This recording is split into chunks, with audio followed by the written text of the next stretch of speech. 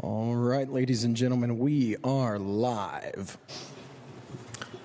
Welcome to the Eureka Springs City Council meeting on February 9th, 2026, 6 p.m. here in the auditorium. I'm Steve Holofield. I am the Mayor Pro Tem filling in as acting mayor for Butch Berry. Butch has been out with the illness. An update that we got says he's been moved to a private room, our regular room, and so hopefully he's on the mend. Please send all your positive thoughts and prayers towards him and his family. We keep him in our heart and get well soon, Butch. All right, call to order, roll call. Terry McClung, I'm here. Harry Meyer, I'm here. Rochelle Moyer, Here. Steve Holyfield, Here. David Abbonzino, Here. and Suzanne Gruning is absent with notice. Pledge of allegiance.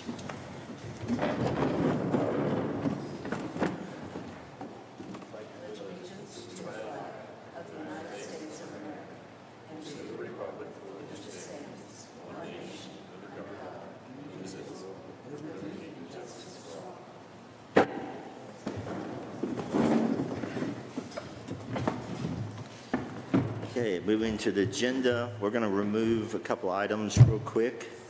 The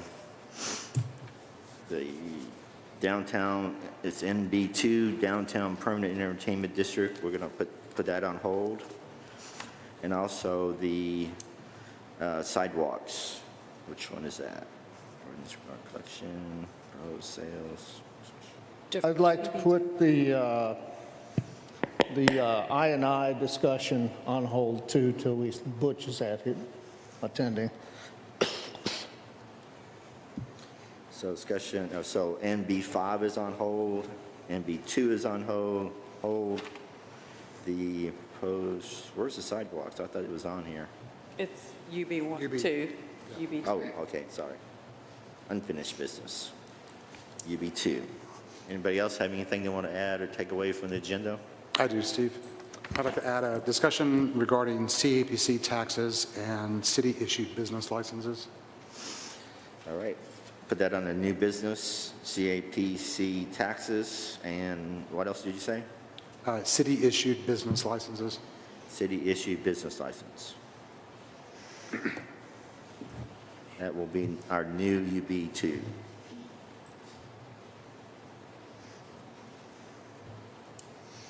Okay, do I have a motion to accept the agenda? Motion to accept as amended. Have a second? Second. David made the motion, Rochelle seconded. All in favor say aye. Aye. Aye. Opposed say no. Agenda is accepted. We have approval of minutes. We have September 8th, January 12th, and January 30th. We can approve all three at one time. So if anybody wants to make that motion, Did you say can or cannot? Can. our legal department. Can it be one motion, or do we have to do it individually by date? No, you can do it collectively. And if Okay. someone needs to revise something, they would just remove that. Gotcha. And you can consider it separately. Okay. I'll make a motion to approve the minutes for September 8th, 2025, January 12th, 2026, January 30th, 2026 special meeting. Second. David made the motion, Terry seconded. All in favor say aye. Aye. Aye. Opposed say no. Motion carries. Then next in your packet is the profit and loss from Parks. I assume this is the quarterly report, For fourth quarter. the fourth quarter report, just for your information. And then on to cemetery applications. Matthew Pancras is a sitting commissioner, so we just need someone to nominate that he stay on the commission, or if somebody wants to wait and talk to him, but he's been on the commission for quite a while. I move we renew his position. Steve, what position is he? Cemetery Commission, position 4. 4. I'll second that. Harry made the motion, David seconded. All in favor in keeping Mr. Pancras on the commission, say aye. Aye. Aye. Next is Rachel Lawler. Mrs. Lawler is also a commissioner, has been on there for a while. This is a renewal, position 5. Motion to reappoint Rachel Lawler, position 5. Second. Terry made the motion, Harry seconded. All in favor for Rachel Lawler remaining on the Cemetery Commission, position 5, say aye. Aye. Aye. Aye. Carries. Mr. Mayor, Yes, sir. how do we address you? Mr. Pro, Mr. Mr. Mayor Pro? Hey, you. I don't know. We'll figure it out. Is that position 3 is open now? That's what it's marked? Yeah. We have an Cemetery. application for Chris Rittenhauer. He's applying for that position. Yeah, I make a motion we approve him. Okay, nobody wants to talk to him or anything? That's up to y'all. I'd like to give him a call, if you don't mind. Do what? I'd like to give him a call. Yeah, forget it then. Okay. Well, hold on to it till the next meeting. Yeah, sure. Okay, thank you, sir. Then moving on. So now we have, looks like we have a vacancy, position 2 in planning, position 1 vacancy in CAPC. We have a vacancy 2 in hospital. And then we just talked about the 1 vacancy in cemetery. So now we're on for public comments. 3 minutes. Did someone sign up? Don't all stand up at once. First up is Ann. There goes Ann. There you go. Thank you. My name is Ann Salee. I live on Elk Street. I'm here today to ask the City Council to look at reviewing our hazardous street policy for when we have inclement weather. This year was a year and a half. People couldn't get in and out. Can't get ambulance, can't get fire trucks. I do know you can get a plow down the street because it did come down. I got all excited to have them go clear the Unitarian Church parking lot. Unfortunately, they had to cancel church because the street wasn't clear. I know we have sand trucks. We all pay taxes. We're not a real young community in age, and I think it is a real serious issue. And I'd like to see if we can take a look at it. Thank you. Thank you, ma'am. I'm Emily Davis, and I live on Owen. Jay Fusaro sent you a letter, and I would really appreciate it if you would read that letter. We had our street plowed because we paid for it. It was $150. If you put that $150 10 times, that's $1,500, 10 more streets you can get done. If you do 20 streets, that's $3,000, especially since everybody on our street is probably 65 and over. It's really important that we make sure that these streets are plowed. I know Mountain was plowed, and if Mountain could be plowed and our street could be plowed because we paid for it, I think the rest of the streets could be plowed. And please read Jay's letter. Thank you. Thank you, ma'am.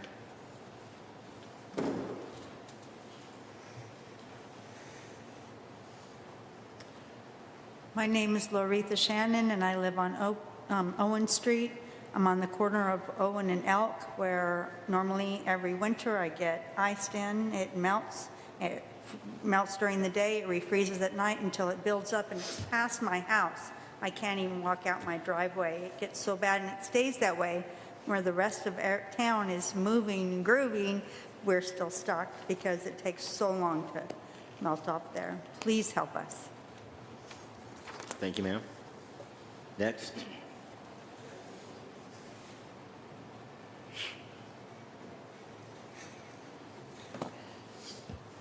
Mike Welch, 16 Kings Highway, Eureka Springs. I'm asking the city to take a hard look at our downtown streets. The center lines and crosswalks are so faded, and some days it feels like we're all just guessing, and that's dangerous. I've seen close calls downtown that never should have happened, and it's ugly. Our citizens and visitors who drive into downtown should see bright, well-marked streets and crosswalks. Repainting isn't a big project. It's basic safety, and I understand that Main Street is a state highway, and that should be the responsibility of RDOT. Clear lines keep drivers in their lanes and give pedestrians a fighting chance. We wouldn't want an accident to remind us how important this is. Let's get the striping done and show that we take care of our people in our town. I've got one more thing. Secondly, our trolley drivers are licensed professionals, and they are the front line of our tourist economy. They are the first people visitors meet, and the quality of work shapes the experience people take home. For a town that depends on tourism, it doesn't make sense that these people are woefully underpaid. A commercial driver's license is a valuable professional certification. Even though I've driven professionally myself for the past 20 years, I renew my license every 4 years because it is so valuable. I understand the starting wage for these drivers is about $15 an hour, and that takes almost a year to reach $18. That's not competitive, and it's not enough to recruit or keep qualified drivers. A starting wage of about $20 an hour would be attractive and retain the professionals we need to serve Eureka Springs safely and reliability. Paying them isn't just the right thing to do, it's an investment in the future of our town. Thank you, sir. Next. My name's Dee Dee Larson. I live at 20 Owen, and I want to go back to the issue of plowing our streets. Sadly, 2 years ago, my husband passed away. Prior to that, he was on in-home hospice and on oxygen. We had a severe, prolonged power outage that was several days before it was restored. And the hospice wanted to have him transported by ambulance to a facility to wait for that. The city, I will be forever grateful for this, came with a plow and plowed Owen. So the question is not, can the city do it? Do they have the equipment? Because I stood there and witnessed that. And we know several neighbors because we're paying for it out of our own pockets. The question is really, why? Why won't you help us? Because, you know, thanks to all the gorgeous trees, we're trapped for a week, once up to 2 weeks. No mail, no trash, no fire, no medical, no anything. And so that's the question, why? Why won't you help us? Thank you, ma'am. Next. Hi, my name is Thomas Pillen. I live at 32 Mountain Street. I'm just going to talk about what everybody else is talking about, plowing the streets. They've plowed Mountain Street before, but it takes a lot of complaints, and it should just be done automatically. We get the excuse that we don't plow it because of the speed bumps, but I don't know why you can't raise the plow for 5 seconds and go over the speed bump and then continue plowing. The city knows that the speed bumps are there. They plowed on this last storm and plowed the speed bump right out of the ground. But they know it's there. They drive up Mountain Street at least 20 times a day. I just don't understand why they can't do that. I'm willing to work with, you know, if there's a snowstorm, I'll put cones where the speed bump is. I'll clear it right there so they can see it. I'll do whatever I can because, yes, it takes 2 weeks for Mountain to melt because it gets no sun. And so I'm willing to work. I'm willing to do whatever to help you guys out just to get it plowed. Because if they can plow it, you know, 1, 2, 3 times, and then the next storm they don't plow it at all, it can be done. I think it should just automatically be done. And on the second note, I want that speed bump replaced.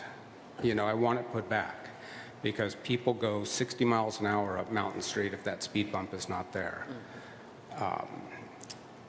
And it would be nice to get the type of speed bump that they have on East Mountain, where you actually have to slow down to go over it because airborne your car if you don't. The ones that they put on Mountain Street, they just go right over it. It'd be nice to have the bigger ones that you actually have to stop, because it's a main road that gets used. Mountain Street is, to get back up to the loop and back up to the highway. So I would appreciate it if you could look into that. Thank you. Thank you, sir. Tiffany?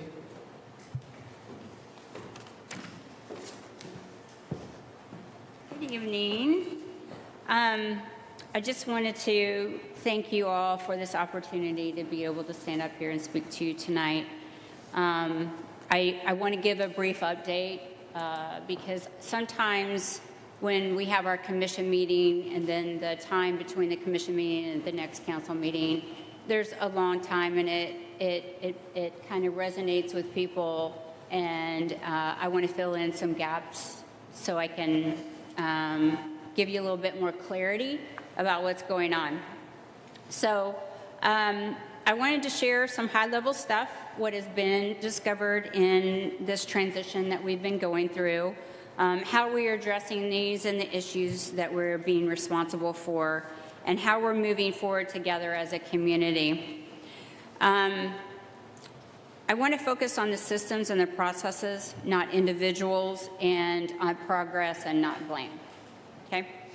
So we've identified gaps in financial systems and reporting that appear to go back several years. These gaps limited visibility into cash flow, accounts receivable, accounts payable, and bad debt, making it difficult to rely on timely, accurate financial information, especially when it comes to decision making. We discovered long-term technology and vendor commitments, including a 10-year electronic health record contract that was not fully aligned with the hospital's rural emergency hospital transition size or financial capacity. In addition, legal requirements required us to maintain access to our prior medical record system, resulting in overlapping costs that are now being actively addressed. We've identified that our hospital's charge master and billing structure have been outdated for at least 3 years. When I did a side-by-side comparison in our charge master, we actually have been under billing since 2023, comparative to other REH hospitals in the state of Arkansas and our neighbors. We found that accounts receivable processes were fragmented, and we have looked at those fragments, especially during our transition of systems. And as part of the review, approximately $1.3 million in delayed or lost revenue was identified earlier this year and is now being actively addressed. We identified gaps in vendor invoice verification and payment processes. These discoveries do not reflect the quality of care provided at Eureka Springs. Our clinical practices are compliant, up-to-date, and sound. We have an exceptional provider group and a dedicated team of nurses and staff who care deeply about this community. Nearly all members of our workforce are core staff. The madam's 3 minutes has expired. Thank you, ma'am. I believe Madam Clerk had some public readings. If everyone else is done. If everyone else is done. Is everybody else done? Anybody else? Okay. There are 4 comments that have been sent in. The first is from Jay Fusaro. My name is Jay Fusaro. I live at 21 Owen Street. I want to address the lack of snow removal following the most recent snowstorm on Friday, January 23. I know the employees of Public Works are very dedicated and work very hard, often under difficult circumstances. All of us appreciate them very much. However, we must come up with a better plan for snow removal on some of our streets. The Monday following the storm, I contacted Public Works and asked if our street could get plowed. I was told that Owen Street is not on the list of streets to be plowed. I was unaware that there is such a list, so I contacted a private party that could plow Owen Street on the Tuesday following the storm. Several of us chipped in and paid to have the street plowed. This level of city service is unacceptable. If we did not have the resources to hire a private snowplow, we would have been unable to use our street for the better part of a week. Most of the residents on Owen Street are older, and God forbid if anyone needed EMS to go to the hospital or if we needed a fire truck on the street, the delays could have been disastrous. In addition, the people that do have jobs couldn't get off the street and go to work. I called Public Works on Tuesday the 27th and asked if they could at least put in either sand or gravel at the bottom of Owen Street and Spring. Again, I was told that Owen Street is not on the list to be cleared and that the city does not use sand or gravel any longer and they only use beet juice. When it comes to public safety, we need to use the best products available. The city should seriously reconsider using either sand or gravel in order to make the streets safe. This isn't about convenience. This is a public safety concern. At the next City Council meeting, I asked that the Council consider reviewing the current snow removal policy and the associated budget in order to improve the snow removal response times. The city should also consider outsourcing snowplows to assist in clearing some streets. This could be a very cost-effective approach. I would be happy to either serve on a committee or provide input on what town could do to improve the snow removal response times. Thank you very much for your attention to this matter. Jay Fusaro. Under 3 minutes. The second one is from Kathy Martone. I have just, also on snow removal, I have just learned that the city of Eureka Springs only plows certain streets in our little town. Why is that? My husband and I own and manage a B&B in our backyard, and if our street is left unplowed after a bad storm like this one, then our business could likely suffer. In fact, we did lose a booking recently during this awful storm as the guests were uncomfortable driving on our street, which I don't blame them as it was very icy. In addition, my husband and I are reluctant to drive on roads that are ice and snowpacked due to the risk involved, which I'm sure you can understand. Since we try to be responsible citizens and pay all of our dues and taxes, we feel that the city should plow and or treat our streets for our own protection, if nothing else. That's that one. Then there are two more that are unrelated to snowplow. My name is Richard Webb. I'm a former employee of the Eureka Springs Hospital. My wife, Samantha, also was a former employee of the hospital. I would like this read into the public comments at the next City Council meeting on 2/9/26. So much has been ignored by you all as City Council members. You all have ignored people that have come before you for almost 2 years, explaining to you all the cruelty that they went through at the hands of these people that were in charge of this facility. But yet you all want to talk about Yet all you want to talk about is the money and ignore the human side. My wife was wrongfully terminated and proved it twice through an official state agency, and we have the receipts to prove it. I was a housekeeper there for 2 years. I got called upstairs one day while I was cleaning blood off the floor in the ER because Cynthia Asbury didn't think the bathroom upstairs looked clean enough, and she wanted me to clean it in front of her. Coincidentally, it was right after my wife had just won her case, not once, but twice. A lot of really good people were hurt by these people, and you all know about it. Where is their concern for them? They were not crumbs you shove under a rug. We will not stop until an official state attorney general office investigation is done. People lost a lot more there than jobs. It was uncalled for and cruel. As city leaders, you are all failures. You have broken your oaths, and you know it. When do stop thinking about just the money and start caring about the people? A lot of people were hurt by what went on there, and nothing has been done, and my wife and I will not stop until all the questions are answered about the people who were done wrong as employees. This is a complete farce. It is time to put up or admit that you don't care, which most of the people paying attention already know. State and federal labor laws were broken as well as HIPAA laws. Questions need to be answered and will be. By the way, my wife, as citizens of this community, do not trust no one of you until you do the right thing. We would rather vote for the guy or gal that picks up our garbage on Tuesday than for every one of you as mayor or leader of this city, because at least they have some honesty and integrity to do the right thing. Last one. It begins with a quote by Kate Dreyer, who is a member of the Hospital Commission. Quote, "Someday I hope very much that 100% of what has taken place from the mid-2023 to today will be out there for the whole world to see," end quote. The writer goes on to say, "So do I. So does my husband and every single one of us affected by those who sat on a high horse looking down with no regard, unconcerned, unbothered, and very, very unapologetic. I wish no ill will, but I do want them to be humbled. And as you go about your daily lives, may you be humbled. There were no mistakes made by There were no mistakes made by Jody Edmondson, Cynthia Asbury, Barbara Dix, or Kent Turner. They knew exactly what they were doing. Not once have they had to answer to nor show any sort of acknowledgement regarding allegations.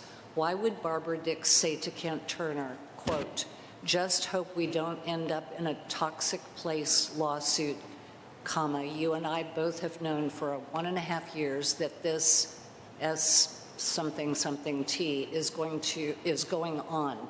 I don't want to lose my assets over this. They can have my ass, but not worth losing assets,' end quote. If nothing had happened, question mark. Next paragraph. By the way, the commission is so clueless about things that have been brought to light, in the paper no less, and over a year ago at that. How do you pull over 100 employees into your tangled web full of selfish greed and self-entitlement, and then walk away with no repercussions? Where is the accountability? You're not dealing with people who got orders messed up at McDonald's and are up here griping about it. Haven't you figured it out yet? My husband and I will continue to stand before you until something is done on both sides, not just the financial side, but the human side. That's all. Thank you. Moving on. Unfinished business, sewer, water, street updates. Motion to discuss. Second. All in favor, say aye. Well, I guess that's it, right? Sorry.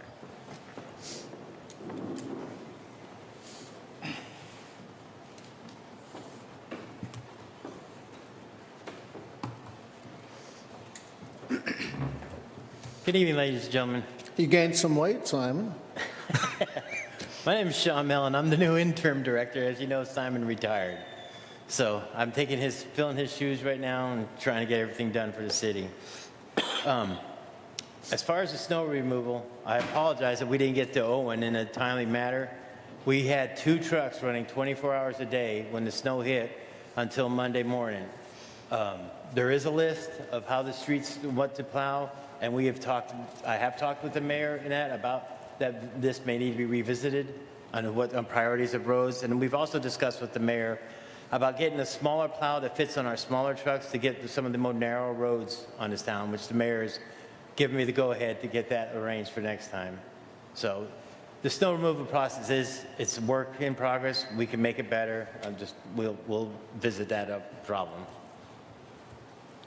Okay, it's been an interesting couple weeks for water as well. We know we had the main water leak on 62 right there just above Wanderoo. That was taken care of. That was just from the colds and the ground moving, and it broke the pipe.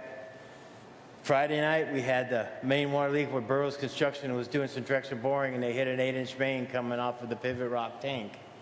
That one everybody knew about because most of the 3/4 of the city lost water. We ended up replacing about 7 feet of water line on that one. Fortunately, we had flows going well the whole time, and we weren't off long enough to constitute having a water boil order. We have another leak getting ready to happen on Highway 62 in front of Osage again. If you remember, we just had one here about 8 months ago. This one is about 20 yards above in front of the other one. Currently, RDOT, their traffic signals, which we're required to use on the streets, are being used elsewhere for other water leaks and whatnot. They are to be contacting me as soon as we have availability to get those. As soon as we have the traffic signals, we will be getting on that leak immediately. Fortunately, it's a very small leak right now. We're watching it closely to make sure it keeps going, seeping like it is, so we don't get a major problem. With the sewer system, AquaRay, which is for the UV system, arrived this afternoon. They are scheduled to start rebuilding that system tomorrow morning. I haven't spoke to them. I haven't confirmed that they did arrive. The email I got that they would arrive today. So they were flying in this afternoon to start work tomorrow. Madco Electric has been contacted. We have the last of the material for the float assembly to get the sludge base and the new equipment going again. Madco Electric is supposed to contact me this week so they can install the last floats and have that going. JL Bryson, we're still waiting to hear about when they can schedule for the new 2 influent valves at the wastewater plant. When they do that, they'll be going to. Jack Tyler Engineering has also been scheduled to replace the last discharge valve in SBR number 1. SBR 2 they did about 2 months ago. That valve, the new valve for SBR 1 is in, and so they're doing that this week. As far as the streets are concerned, we've rebuilt several cylinders on our street sweeper and got it back up and full operational again. So you'll start seeing a street sweeper. It's been down about 2 weeks, so you'll be back on the roads again, keeping it going. Fortunately, the snow helped us in that because we couldn't run the sweeper with the snow. But now that the snow is gone, we'll get the streets clean. Is there anything I can answer for anybody? Do you have any questions for Sean? I do. Oops. Go ahead, Terry. Terry? Yeah, any news with McClellan on the sewer plant? No, I haven't. I haven't gotten any emails about it really, so I don't know. Anything on our I know situation? ADQ. I know the health department's approved the prints. ADQ has approved the prints. So there should be this final stage, so we go out for bids. That's the last I knew about that project. I could find out more for you though, information for you. No news on the grant that we applied for as well? No. David? Yeah, so Sean, I do want to tackle some of the issues brought up by the residents of Owen Street and in that neighborhood. I get it, that it's very hard to see a speed bump when it's covered in 8 inches of snow. Yeah. Get it. Moving forward, I would like us to come up with some sort of plan. You know, are these things easily removed before a snowstorm hits? So, sometimes they are. I've been discussing with my guys of actually, where the speed bumps are, putting markers on the side of the road, just a thin, about 3 foot tall marker. Just it has to be just a round rod, and that where they know where they be. Then that way they can lift the blades. Because you're correct, when the snow hits, they bury them. Yeah. We may drive those roads 100 times a day, but when the snow's on the ground, we don't remember where every single speed bump is. The one that has been ripped out, we already have in the plans to replace it. It will be replaced. Some of the speed humps work better with our plows. Our plow can glide right over the speed humps, and they don't rip them out. But the residents tend to prefer the speed bump because it does slow people down better. So would it be better to put these, I'm going to call them rods for lack of a better term, is it better to put these rods in place or to replace what's existing to make it easier for snowplows? Well, it's probably easier to put the marking rods in right now. Mark them, and we'll know where they are if another snow hits. Like I said, a lot of the residents, especially on like East Mountain, they prefer to have the speed bump in rather than the humps. The hump is over 3 foot, and it does slow your cars down because you'll bottom out on it, but the speed bump does a better, more effective job at slowing the cars down effectively, so. And can you get us a price for however many poles or posts you need? Yes, certainly. So that we can tackle this next year. Yes, certainly. And hopefully avoid all the issues that they're having in that neighborhood. Yeah. Oh, certainly. We've already, like I said, me and my crews have already discussed this, and we just haven't approached the mayor about it, so. Okay. Okay. And my second thing that I want to bring up, and I don't know if this is for for you, Sean, or for the council to address is Barrows excavation. It seems that every time we turn around, they're breaking something. Are we holding them accountable? Are we charging them? Yeah, but like on the one, the break on Friday, they were instrumental. They dug it and they repaired it. We just were there as guidance and supplied the material for them. A lot of problems with Hinton is the maps in this town are so old. We can mark all the roads where they're going to be boring. We may not get everything because the maps are old. That's why Simon instigated the new GIS system to start remarking where everything is in town, so that we can get this covered and prevent these accidents further in the future. As far as being accountable, they will be, or at least we'll be talking to them about it. And I can't say they won't argue it back, but we will talk to them. Well, I mean, I expect them to argue back, just like we're going to argue our side. Yeah. I guess my question is that when we are spending thousands and thousands of dollars to fix something that they break with our manpower, are we charging Barrows for this? I don't know. Terry, do you know? Barrows, I assure you, is a very responsible company, and they're going to take care of anything that they do wrong. They'll fix it. Okay. They'll take care of it. Okay. Like he's saying, things get missed because of the water lines. There's water lines here that they still don't know that they're there. And so that's the kind of problems you have in this town. Yeah. It's not, Barrows were not the problem. It was unfortunate. They just had a line that was there that wasn't marked. Yeah. It's going to happen. Okay. So it's okay. Any other questions for Sean? Yes. Harry? Yes. Sean, did you say that the rubber speed tables as they are? The hump is actually a concrete or asphalt hump that's much larger than the speed bump, and so it's part of the roadway, and our plow will glide over it. Is it a speed table? Is that what you're? Yes. Same thing as the speed table? Yes. Okay. Same. We call them humps, so they work with our plow. Well, are you talking about the rubber ones like we have on East Mountain? You're talking about a regular one out of concrete or asphalt? And asphalted over, yes, sir. Yeah, I think that's the way to go. Yeah. I'm sure it is. There was always a question about how expensive they would be. Yes. I don't think it'd be that expensive. I would have to look into it to let you know. Pour concrete one there. Yeah. Okay. And of course, we can't paint crosswalks without the okay of the highway department. Yeah, well, it depends. If it's on a state highway, we can't do that. But on the city roads, we bought the equipment and we started that this year. Unfortunately, it needs to be above 65 degrees for the paint that works in the streets to adhere. So we shut our striping machine down for the winter. Soon as spring and it warms back up, they'll be right back at it again like they were doing before. Yeah. Okay. Yeah. I know that the highway department was trying to get us to put lights there and a button to have people push to cross, have a proper crosswalk, and that didn't go so well. No lights in this town. Yeah. Okay, any other questions for Sean? All right, thank you, sir. Thank you. Appreciate it.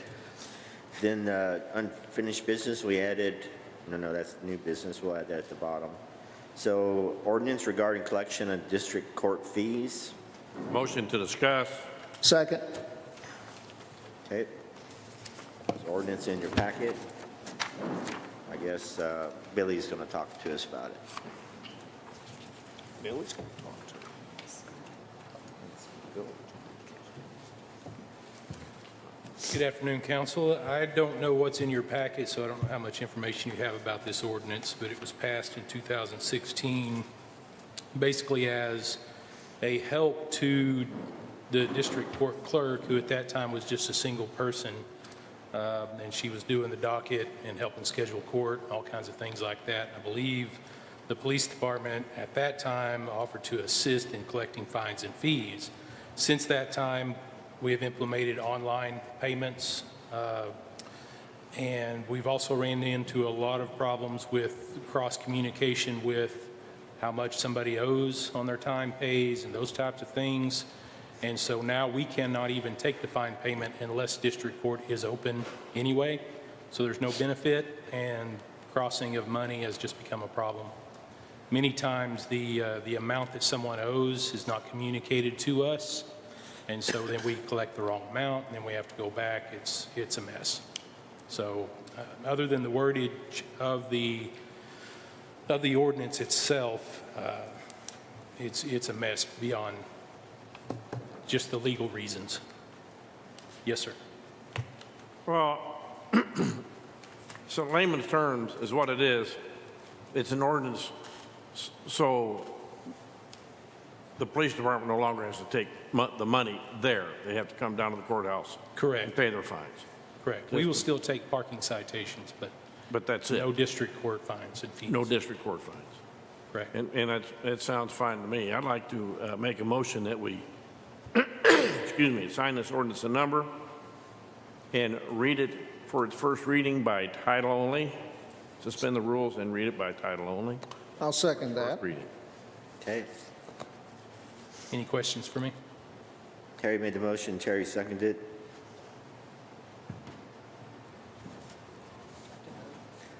I guess we need to vote on this. All in favor of signing this an ordinance for first reading, say aye. Aye. We have to do it roll call because we're suspending the rules. Oh, okay. Did you suspend the rules, Terry? Sure did. All right, thank you, sir.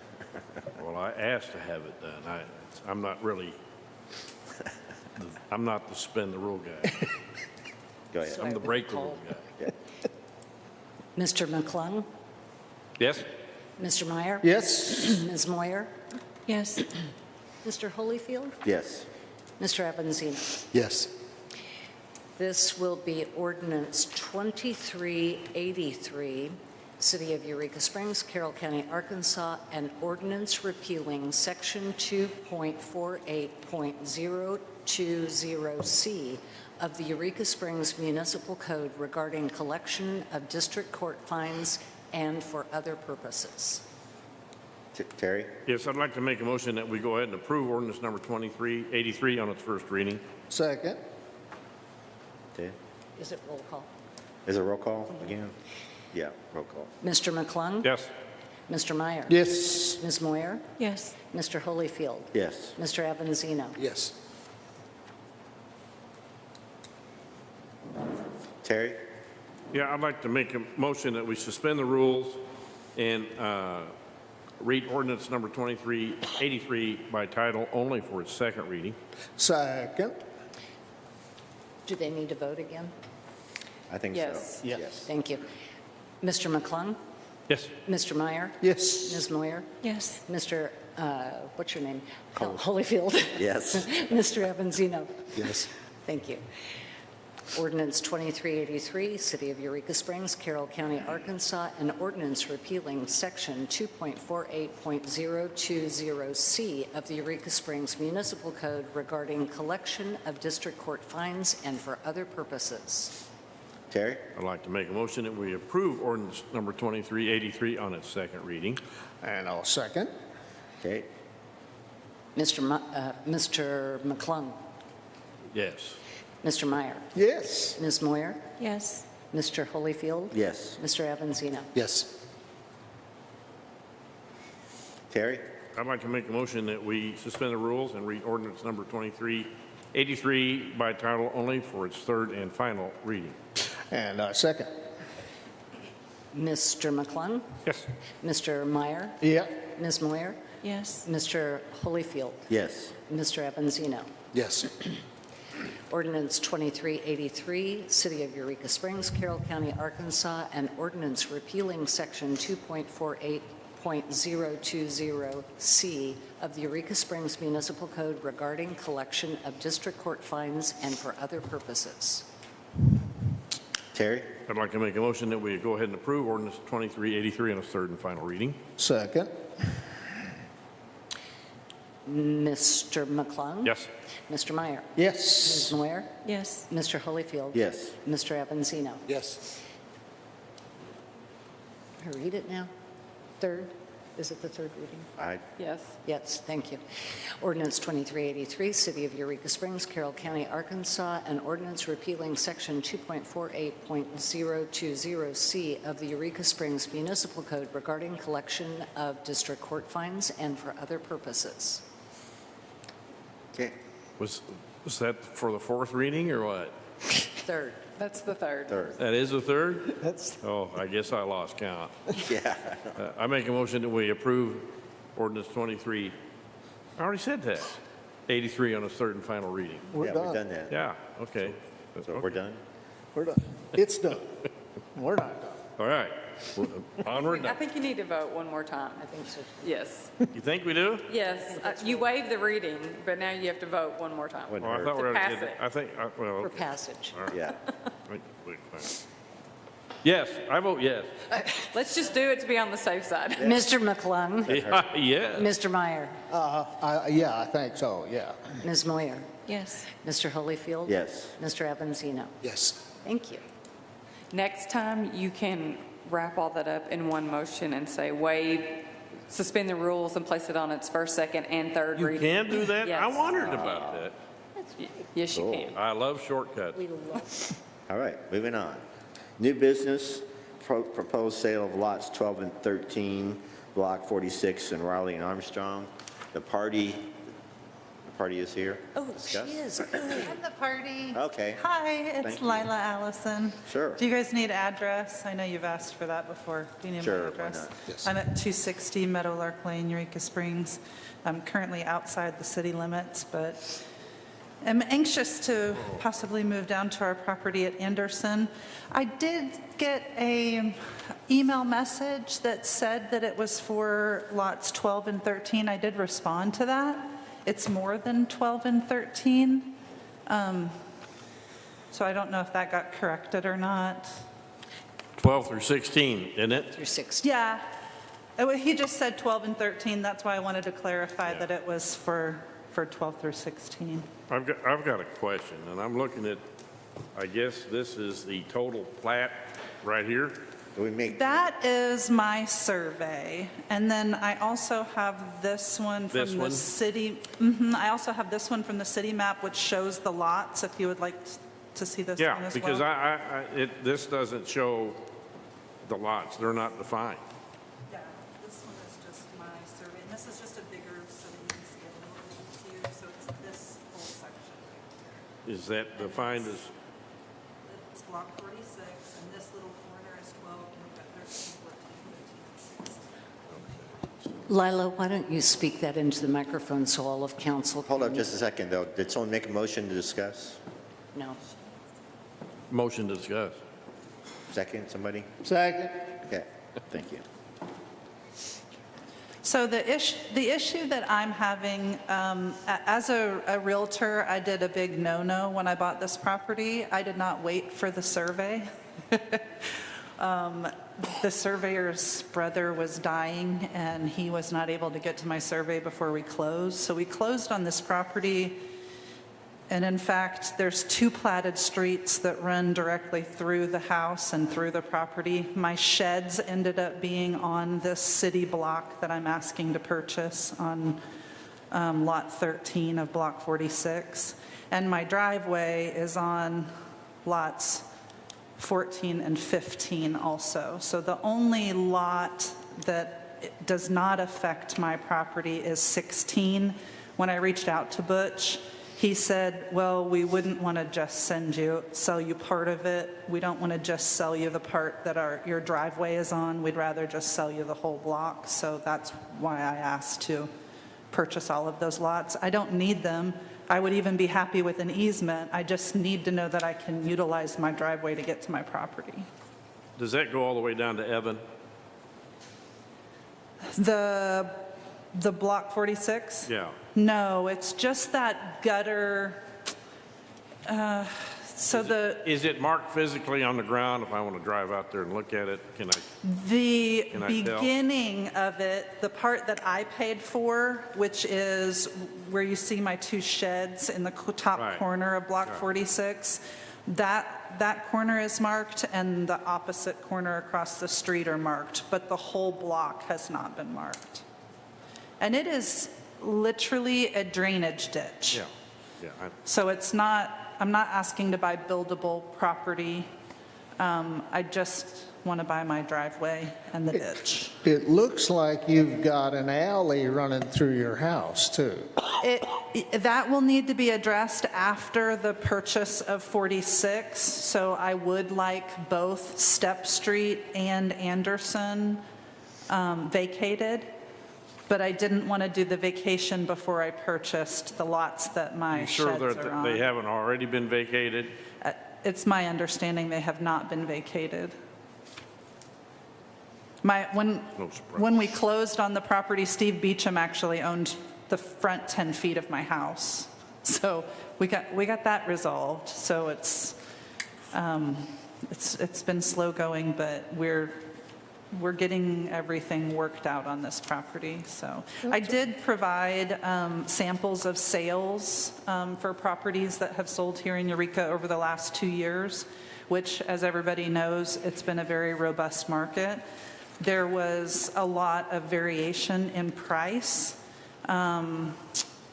So similarly, this is about 1/3 of an acre that I'm asking to purchase. The county record shows that it's just under 1/3 of an acre. There were properties that were sold that were as little as $536. And then the most expensive one that I've got in your packet was $333 for 1/3 of an acre. So most of them were in the 4,000 range for that size. Those were for buildable lots. Yes, sir. Have you suggested an offer price to the mayor? Well, when I talked to Butch, he suggested that I go to my competitor and provide a comparative market analysis, and I did reach out to Century 21 and asked Dalton to get me one, but he's not delivered it yet. So that's why I provided these to you guys, just to show you other properties that have sold on market. Yeah. So like I said, the majority of them, the mid-range was anywhere between $2,300 and $4,500. Yes, sir? Harry? Generally, when someone wants to purchase city property, generally they come and make an offer to us. Well, I'm just doing what Butch said to do, which was to bring proof of what had sold and to come and ask you. Yes, sir. Terry? I want to put this off till next meeting because I do want to go down and take a look at it just so it's fresh in my mind and I know exactly what I'm looking at here. But do I hear a motion? I think I do, but yeah, I make a motion that we put this off till our next meeting. I'll second that. Harry made the motion. Terry made the motion. Harry seconded to postpone to our next meeting. All in favor, say aye. Aye. Okay. Thank you, ma'am. Okay. New business number 4, discussion of unreliability of the post office to reliably deliver water sewer bills. Council member Harry Meyer. Yes, a motion to discuss. I'll second just because I'm curious. Okay. They made a motion. David seconded. The reason I've got this on the agenda is that I found out that many water sewer bills do not make it to the subscribers because they get lost at the post office. They stick to other things. I talked to one of the mail carriers about it. I've only had my water bill lost one time, which was unusual. That's why I didn't really think it was a problem until I spoke with couple of friends who have 4 or 5 every year get lost. So why mail bills out if they don't get to people, especially if they're just coming to people right here in town? It seems we need a different way to mail the bills. Put them in an envelope or something. Michael, since you're the guy who handles this sort of thing, please. Now, I understand that everybody owes their water bill, whether they get their bill or not. We've discussed that in the past, and I also know that the city has a monopoly on water, and so the best thing we can do is make it a little easier for people to pay their bill by actually getting it to them each month. Can we close the post office? I have no idea. It has to do with the bill sticking. What he's upset about is in November, the post office did lose a section of our bills. They contacted us and notified us that that section of bills had been lost. And so we've had that problem one time in the 4.5 years that I've been here doing this. We don't have a lot of calls about people not getting their bills. Most people, if they don't get a bill, they call us, how much is my bill, and they pay it. One thing that we are looking into is going into 2026, we are looking at maybe paperless billing for an option. Our software that we currently use, BSNA, rolled out that option in January of 2026. So it's something new that we're investigating, to where if people wanted to sign up, they could give us their email address and we could send them their bill through email if they don't want to get it through the post office. I have no control over the U.S. Post Office. We package it up, take it down there, and drop it off, and that's as far as we go. I don't know what else to say. Well, all I got to say is that I know people have their bills lost, and it's every year they have a few bills that are lost, and it's unusual. I'm not sure how that's unusual.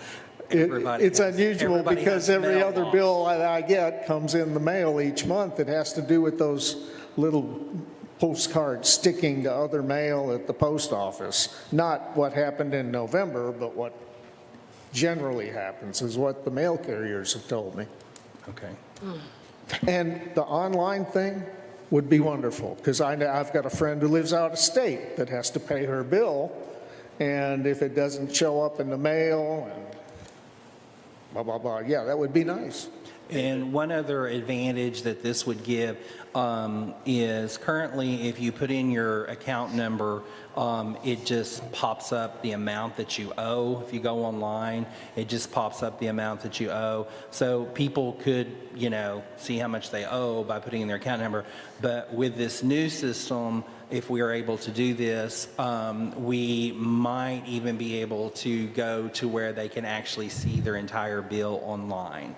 It's something that we're investigating, rolling into 2026. We just haven't been able to get there yet because it's brand new. I mean, they just released it in January of 26. That'd be a great idea. That's what you need to do. If you do it, it needs to have the breakdown on it. Yeah, they just didn't have that capability before.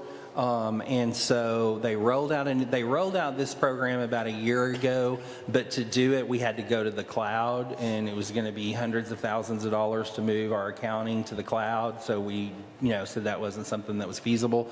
Now they have got a non-cloud product that BSNA has rolled out in January. Angel is actually working on it. She's met with BSNA 2 or 3 times on it to see exactly what we can do, because not only would it give us the opportunity to send out the paperless bills, but it would also give them the opportunity to make the payment right there when they're looking at that bill.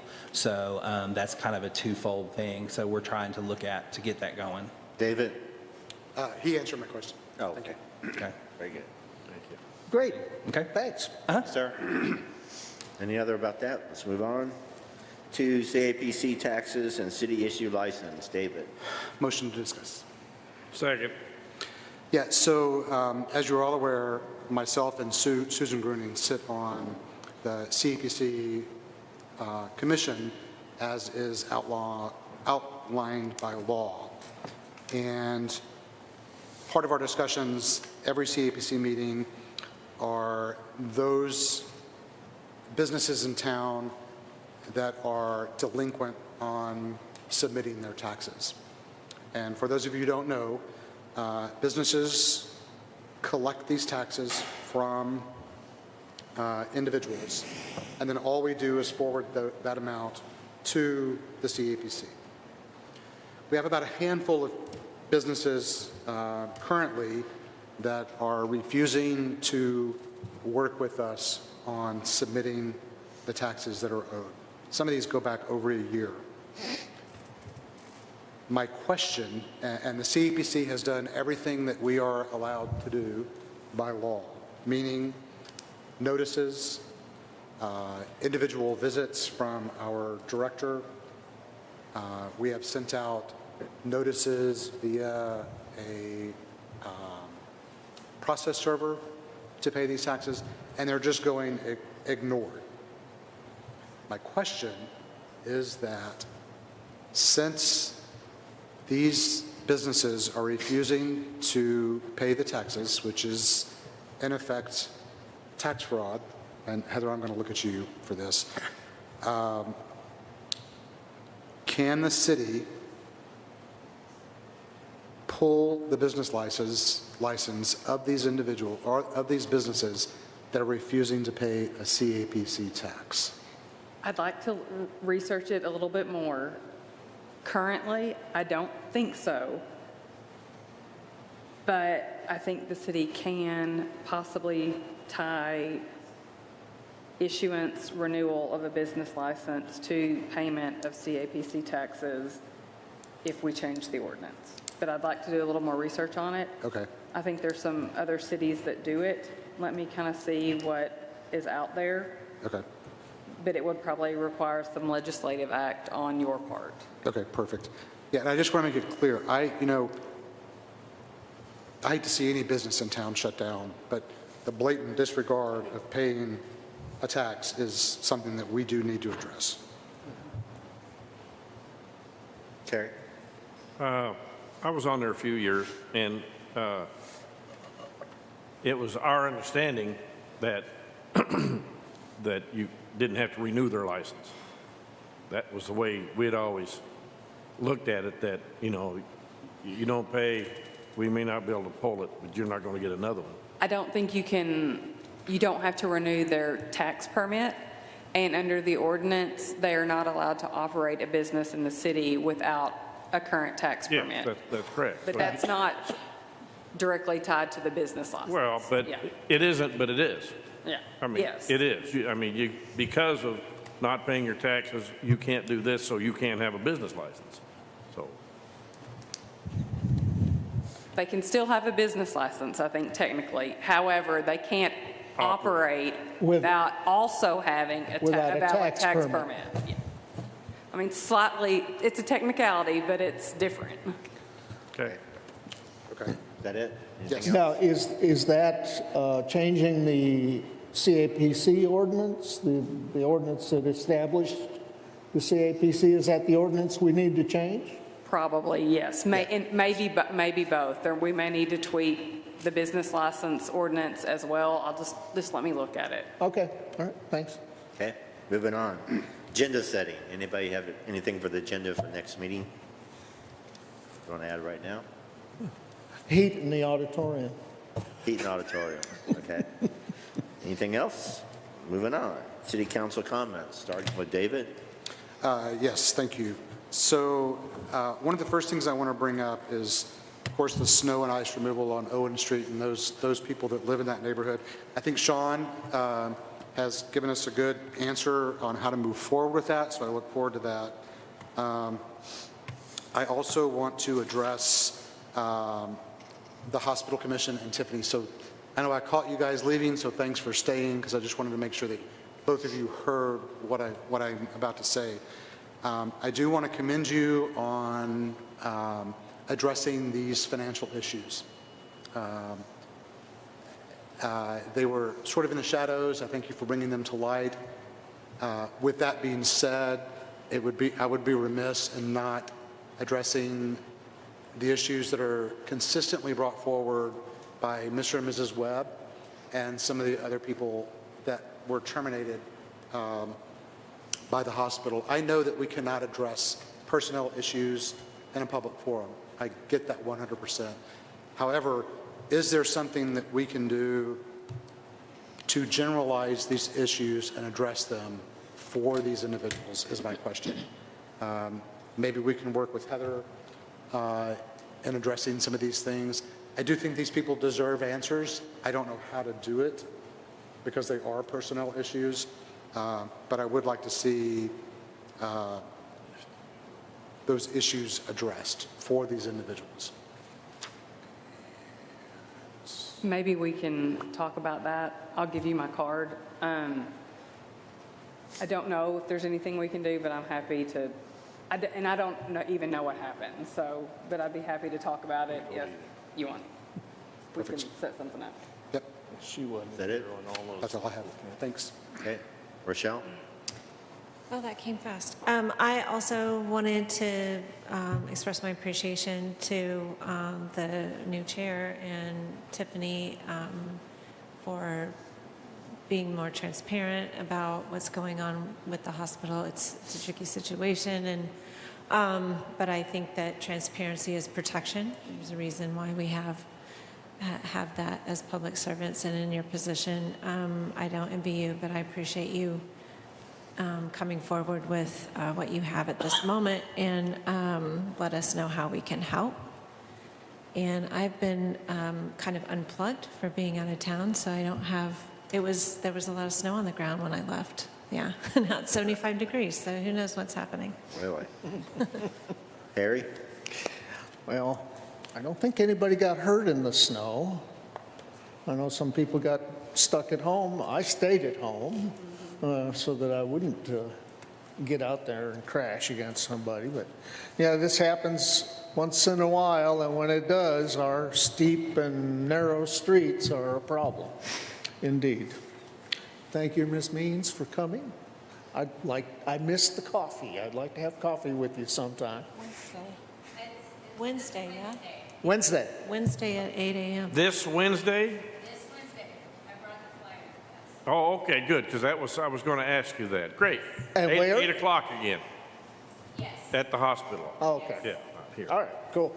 Yeah, the last one I think was Okay. maybe canceled due to ice. Yeah, Yeah. great. Great. That's good. Look Ice forward- was here? Terry? Yeah, I just want to wish our mayor the best and, get well, get back here. All right, thank you, sir. Mayor's comments, I'll do that. March 28th, Victorian Classic. The community center is bringing back the old foot race with the Super Soup to raise money for after-school programs for kids. That's going to be Saturday, March 28th, starting at 8 o'clock in the morning. So if anybody wants to run and raise money for after-school programs, please sign up. Mardi Gras Masquerade Ball, Rica Springs Mardi Gras Masquerade Ball. Everyone is invited to the costume dance celebration, February 13th, 6 p.m. to 10 p.m. at the end of the Ozarks Center. Mardi Gras Day Parade, historic downtown Rica Springs parade route is from library to the courthouse Saturday, February 14th, 2 p.m. to 3 p.m. Grief Share is designed for individuals to find a way to proceed after the loss of a spouse, child, family member, or friend. The program offers a safe and non-judgmental environment. First Christian Church, located 763 Passion Play Road, lower level, the back of the building, every Sunday, February 15th through May 10th, starting at 2 p.m. Musical Dinner Theater fundraiser, I Do. The Purple Flower invites the community to a musical dinner theater supporting survivors of domestic violence in Carroll County from February 19th to the 22nd, Thursday through Saturday at 7:30 p.m. with a Sunday matinee at 3 p.m. Guests are invited to upstairs at the Grotto for performances of the Tony Award-winning musical comedy I Do, a musical about marriage. And that's it. So anybody would like to make a motion? Motion to adjourn. Second. All in favor say aye. Aye. We're out of here.